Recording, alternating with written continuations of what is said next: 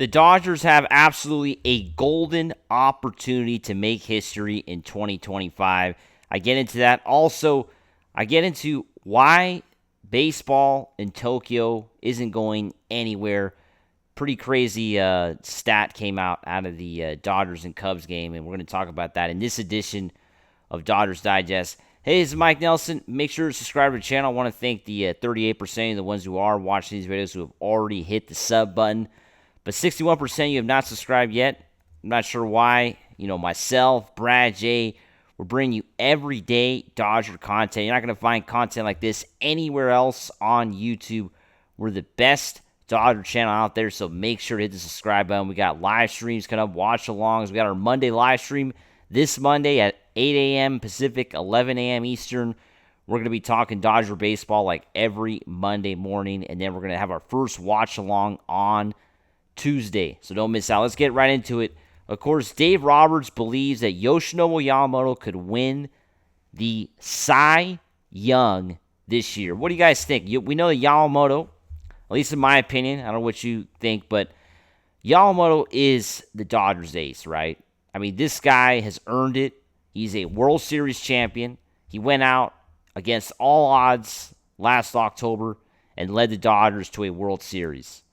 Right? I mean, the Dodgers were so shorthanded going into the playoffs last year. All they had was Walker Buehler, Jack Flaherty, and Yoshinobu Yamamoto. That's all they had as starting pitching. And Yamamoto was given the task as a rookie pitcher to basically lead the team to victory. He had to pitch a must-win Game 5 of the NLDS, and he delivered. So this guy is a proven star. He's only been in baseball for 1 year, Major League Baseball for 1 year, and he's already a Dodgers legend, right? So this guy is the real deal, right? And he could win the Cy Young. This is what Dave Roberts said. I think that last year to this year, the confidence, the conviction that he is throwing the fastball and the strike zone is much, much more convicted, right? This is what Roberts said. And so you saw that tonight, talking about Yamamoto's first start last, Tuesday night in Japan.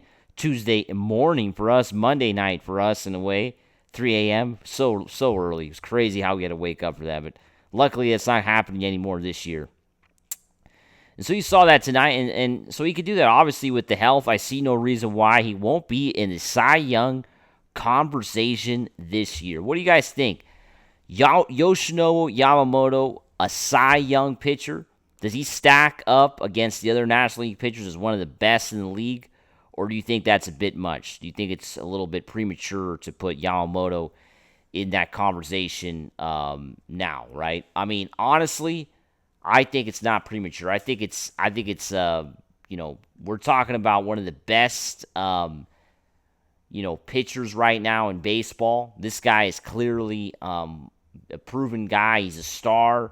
And to say I'm going to go out and predict and say, if he stays healthy, he is going to be in the conversation to win the Cy Young. He has to be, right? I mean, the potential, this is from today from DodgersNation.com. The potential is certainly there, but the biggest question mark surrounding Yamamoto is his health, right? In 2024, he missed 3 months of the year with a shoulder injury, right?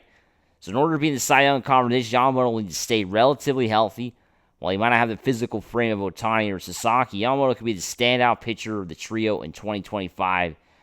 So this guy's going to have to stay healthy, right? If he doesn't stay healthy, forget it, right? Obviously, last year he wasn't healthy. He missed a lot of time. 3 months. Think about that. We missed Yamamoto for 3 months, and yet he still delivered when the playoffs came around. He was healthy then, right? He was healthy when it mattered, right? He was healthy the last month of the regular season, and he was healthy when the playoffs kicked off in October, and the rest was history, right? So, in reality, I mean, I really think that Yamamoto is a pitcher that the Dodgers are going to rely on a lot this year.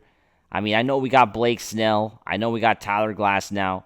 Tyler Glasnow was with us last year, but we kind of, in a way forgot about him because he missed, second half of the year, missed the whole playoffs. But he's still on the Dodgers. This guy's still there. He was signed going into the 2024 season. And, this guy is still there. This guy is still a part of this team, and he's going to be a starting pitcher on a even better team this year, right? So where does Yamamoto fit in? Well, for me, he's the number one guy.